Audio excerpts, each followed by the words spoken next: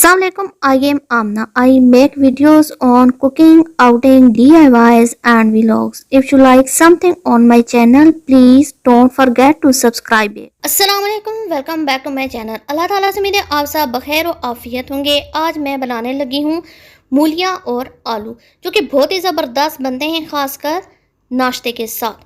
तो इसके लिए मैंने आलूओं को बारीक काट लिया है इस तरह क्यूब्स में, और साथ ही मूलियाँ निस्बतन मैंने छोटी काटी हैं और इनको नमक लगा के रख दिए ताकि इनका कड़वा पानी निकल जाए। सामने दरमियाने साइज़ का एक टमाटर रफली काट लिया है, लहसुन का पेस्ट लिया है, क्रश चिली ली है और चिली का सफूफ लिया है, साथ हल्दी ली है और साथ खुश्क धनिया।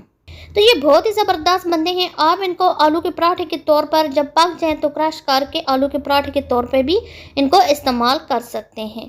तो आगे देखते हैं ये पकते कैसी हैं। प्रेशर कुकर में मैंने इस तरह के 2 चम्मच कुकिंग ऑयल के डाले और इसके अंदर लहसुन का पेस्ट डाल दिया ताकि इसको मैं थोड़ा सा ब्राउन कर लूँ। जैसे ही लहसुन का पेस्ट थोड़ा सा ब्राउन हुआ तो मैंने अंदर नमक मिर्च वगैरह ऐड किए, साथ टमाटर ऐड करके उसको भून लिया ताकि अच्छी तरीके से उसका कलर वाज़िया हो जाए। जब टमाटर अच्छी तरह से भून गए तो मैंने ऊपर सिर्फ मूलियाँ डाली और मूलियाँ डालने से पहले मैंने उनको अच्छी तरह से धो लिया था ताकि जो नमक लगा हुआ था वो निकल जाए। नमक लगने का ये फ़ायदा होता है कि जो मूलियों की कड़वाहट है, क्योंकि मूलियों का सीज़न नहीं है, तो उसकी जो कड़वाहट है वो नमक के ज़रिए निकल जाए।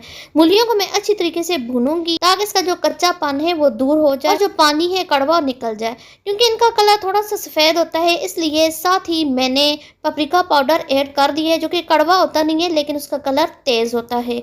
मूलियाँ भुन चुकी हैं तो अब मैंने आलू डाले, हिला जुलाकर मैंने तकरीबन 1 कप पानी इसके अंदर डालकर तकरीबन 6-7 मिनट के लिए कुकर को मैंने लगा दिया। और प्रेशर कुकर को जब मैंने खोला तो मूलियाँ बिल्कुल रेडी थी। कसूरी मेथी डाल के मैंने इनको अच्छे तरीके से भून लिया है। पहले नहीं भूनना, बाद में भूनना है। मूलियों को पहले भूनना है और फिर आलूओं को बाद में। बहुत ही अच्छे जायके के साथ मूलियाँ और आलू तैयार हैं। आप सुबह नाश्ते में पराठे के साथ ऐसे भी खा सकते हैं और इनको क्रश करके आलू और मूली के पराठे भी बना सकते हैं।